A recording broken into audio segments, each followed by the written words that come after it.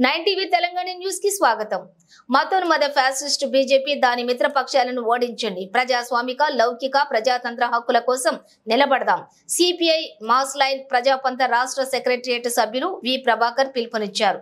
నిజామాబాద్ జిల్లా సిరికొండ మండలం ఘాట్కోల్ గ్రామంలోని గురువారం పార్టీ ముఖ్య కార్యకర్తల సమావేశం నిర్వహించారు.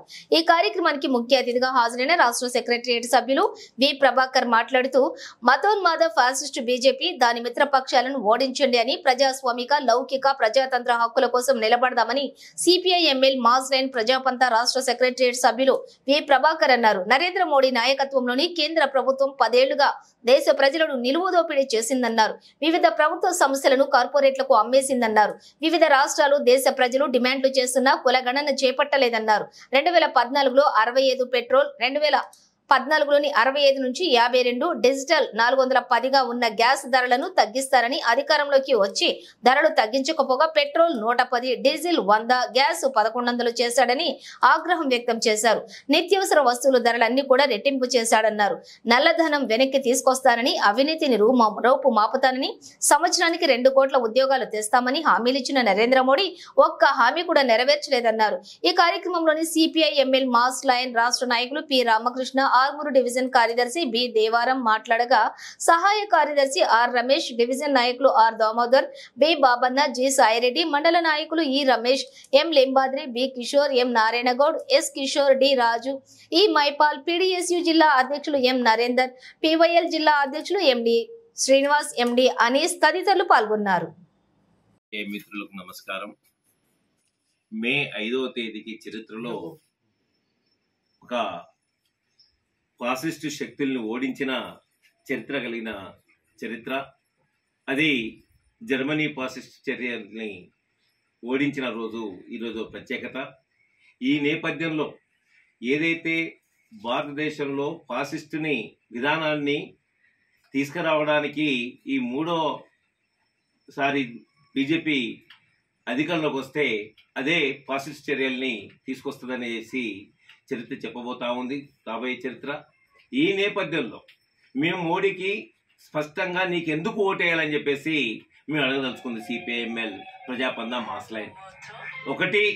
2014లో రైతాంగానికి 2 ఆదాయం తెచ్చిపెట్టి అభివృద్ధి చేస్తానన్నావు, తెచ్చి పెట్టావని అడుగుతా ఉన్నాం. 2వది ఏడాదికి 2 కోట్ల ఉద్యోగాలు ఇస్తానని చెప్పేసి ప్రకటించావు, తెచ్చావా అని చెప్పేసి అడుగుతా ఉన్నాం. ప్రతి ఇంటికి నల్లధనం తెచ్చి 15 లక్షల రూపాయలు జీరో ఖాతాలు వేస్తానని చెప్పేసి చెప్పావు, అది తెచ్చామని అడుగుతా ఉన్నాం.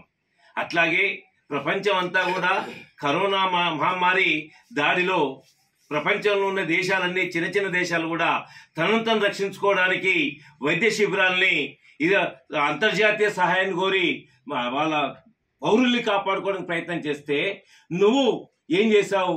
తాళీలు కొట్టమని చెప్పావు, పళ్ళాలు కొట్టమని చెప్పావు, దీపాలు పెట్టమని చెప్పావు, కొవ్వొత్తులు పెట్టమని చెప్పావు. అశాస్త్రీయంగా ప్రజల్ని మూఢ విశ్వాసాల్లో ఉంచావు. అందుకనే నీకు ఓటేయాలని చెప్పేసి అడుగుతా ఉన్నాం. అంతేకాదు, ఈరోజు ఏదైతే దేశానికి రైతాంగం అన్నం పెడుతున్న రైతుకు 13 మాసాలు ఢిల్లీ కేంద్రంగా ఎంఎస్పి చట్టబద్ధత కావాలని, అట్లాగే మా వ్యవసాయాన్ని పెద్ద పెద్ద స్టేట్లైన కార్పొరేట్ స్టేట్లకు ఒప్పజెప్పొద్దని కొట్లాడుతుంటే, కరోనాను కూడా లెక్క చేయకుండా కొట్లాడుతూ ఉంటే 750 మంది చనిపోతే నీ సహాయక మంత్రి కొడుకు రైతుల మీద కారెక్కిచ్చి రైతుల ప్రాణాలకు బలిగొంటే దానికోసం మీకు ఓటేయాలని అడుగుతా ఉన్నాం.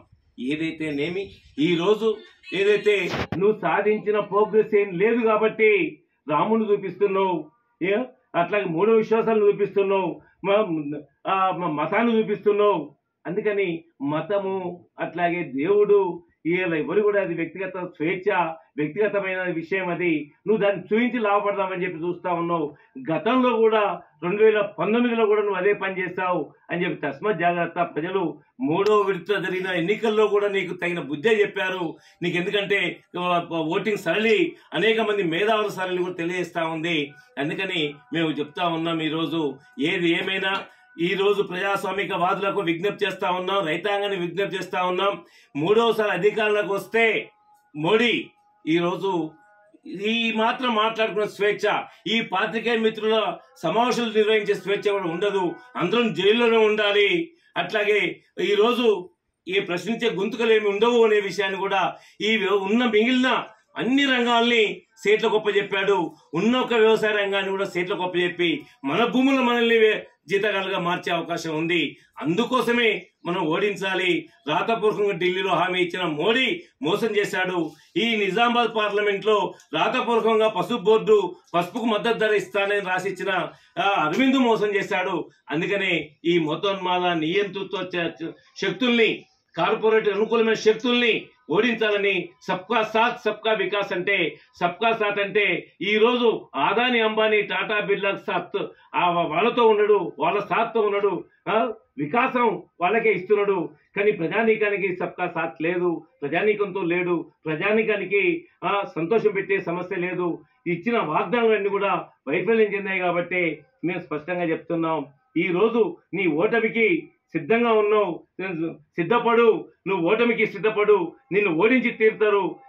కనీస ఈ రోజున్న ప్రజాస్వామ్యాన్ని కాపాడుకోవడానికైనా మనం ఉద్యమించాల్సిన అవసరం ఉంది. నీ కాకమ్మ కథలు కనబడతా ఉన్నాయి. ఈ 2 సార్లు 3 సార్లు జరిగిన పోలింగ్ లో నీ అసహనమే ఇక్కడ తెలియజేస్తా ఉంది. నీ ఓటమికి నీ అసహనం, నీ ఉపన్యాసాలు, అబద్ధాలు అని చెప్పేసి స్వతంత్ర ఉద్యమంలో నీ పార్టీ లేదు నీకు. ఆ రోజుకు ఉన్న RSS కూడా బ్రిటిష్ కి అనుకూలంగా వ్యవహరించిన తీరు మనకు కనబడతా ఉంది. అందుకని మతోన్మాద బీజేపీని ఓడించి తీరుతాం, ఓడించాలని కూడా ప్రజలకు విజ్ఞప్తి చేస్తా ఉన్నాను.